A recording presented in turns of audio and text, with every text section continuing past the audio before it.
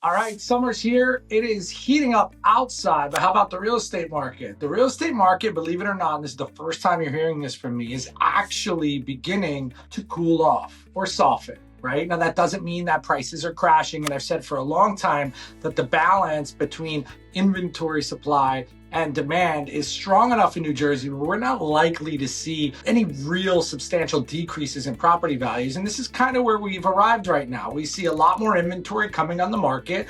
We see homes improperly priced sitting on the market, and we see the sellers who have entered the market aggressively pricing being the ones that are still rewarded, because there still are buyers there. There's just not as many. Open houses that used to get 40, 50 groups through are now getting 7 or 8, and homes that would get 25 offers are now getting 2 or 3. But there are those other homes who are still trying to price like it was a, hey, give me whatever I want market. And they're finding themselves in a really tough spot with their days on market running up and no offers coming in. My suggestion to you is, if you're going to sell your house in this market, be very careful to be that home that's positioned to show value in comparison to the others. It's the first time in a long time that buyers are seeing multiple options, not just in their town, but in neighboring towns come on in the same week. And when that happens, most of them will all flock to the single home that appears to have the most value for the price.